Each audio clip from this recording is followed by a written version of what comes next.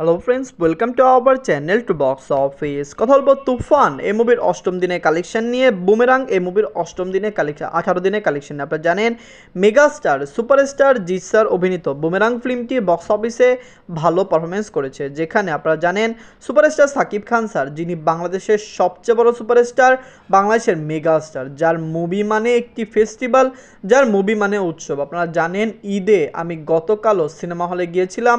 Star সিনেপ্লেক্সে show পাওয়া যাচ্ছে না, ব্লকবাস্টার সিনেপ্লেক্সে শো পাওয়া যাচ্ছে না। যাদেরকে জিজ্ঞেস করলাম যে ফিল্মটি কেমন হয়েছে, তারা বলছে যে একটি মাইল ফলক, এটি একটি রেকর্ড, বাংলাদেশের ইতিহাসে এরকম কখনোই হয়নি। তারা 4-5 দিন আগে টিকিট কেটে রেখেছিল শুধুমাত্র সপ্তম দিনের শোটি দেখার জন্য, যেটি বাংলাদেশের রেকর্ড। এর আগে কোনো ফিল্ম নিয়ে এত বেশি হাইপ ওঠেনি। আশা করছি তুফান মেগা ব্লকবাস্টার হবে। প্রথমত হলো বাজেট নিয়ে। তুফানের বাজেট হলো 15 কোটি টাকা। লিড হলো superstar megastar Shakib Khan sir, Chanchal Chowdhury sir. অষ্টম দিন কমপ্লিট করে নিয়েছে। আপনারা জানেন চঞ্চল চৌধুরী স্যার ছাড়া তুফান একটি অসম্পূর্ণ ফিল্ম থাকতো। তার অ্যাক্টিং স্কিল, তার সাথে সুপারস্টার সাকিব খান স্যারের স্ক্রিন শেয়ার, এটি দর্শকদের খুবই পছন্দ হয়েছে। দুইজনের কম্বো না থাকলে হতে পারতো না এইরকম একটি ব্লকবাস্টার ফিল্ম। হাইপ যেরকম ক্রিয়েট হয়েছে শুধুমাত্র চঞ্চল চৌধুরী স্যারের জন্য। টিজারে যখন চঞ্চল চৌধুরী স্যারের ছোট একটি ডায়লগ কি ফেমাস হয়ে গেল, তো আপনারা বুঝতেই পারছেন যে এই ফিল্মটি কত এগিয়ে যাচ্ছে। নিজের অষ্টম দিনে বাংলাদেশ থেকে আয় করেছে 1,50,00,000 টাকা। টোটাল কালেকশন হলো 22,50,00,000 টাকা। আপনারা জানিয়ে দেই, বাংলাদেশের ইতিহাসে অনেক ফিল্ম এসেছে, অনেক ব্লকবাস্টার, মেগা ব্লকবাস্টার ফিল্ম এসেছে, কিন্তু তুফানের মতো এরকম ব্লকবাস্টার আসেনি।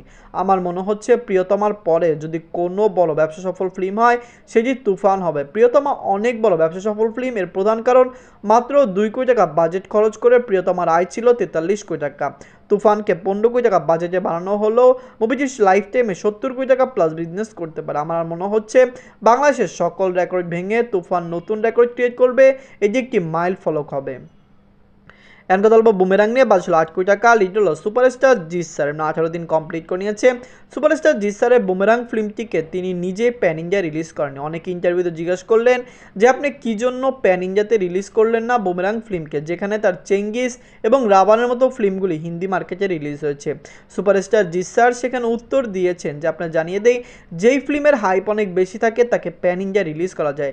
চেঙ্গিস, রাবান, মানুষ, এসব ফিল্মের হাইপ ভালো ছিল, যার কারণে তারা হিন্দিতেও রিলিজ করতে চেয়েছিল। কিন্তু বুমেরাংয়ের হাইপটি খুবই কম। পজিটিভ রিভিউ পেলেও সেটি সেই দর্শকদের জন্য নয় যারা প্যান ইন্ডিয়া সাপোর্ট করে। বুমেরাং এসেছে পজিটিভ রিভিউর সাথে এসেছে। মুভিটি বক্স অফিসে 10 কোটি রুপি প্লাস বিজনেস করার সক্ষমতা রাখছে। নিজের 18 দিনে ওয়েস্ট বেঙ্গল থেকে আয় করেছে 11 লক্ষ রুপি। টোটাল কালেকশন হলো 4,33,00,000 রুপি। বুমেরাং নিজেদের 16 এবং 17 দিনে টোটাল 2 দিন মিলে 35 লক্ষ টাকা প্লাস বিজনেস করেছে। মুভিটি এখনও কালেকশন করছে। আমরা আশা করছি আগামী দিনগুলোতে বুমেরাং ভালো কালেকশন করবে। অযোগ্যর সাথে সরাসরি ক্ল্যাশ করার পরও বুমেরাং এবং অযোগ্য দুইটি ফিল্ম বক্স অফিসে ব্লকবাস্টার হতে সক্ষম হয়েছে। ধন্যবাদ।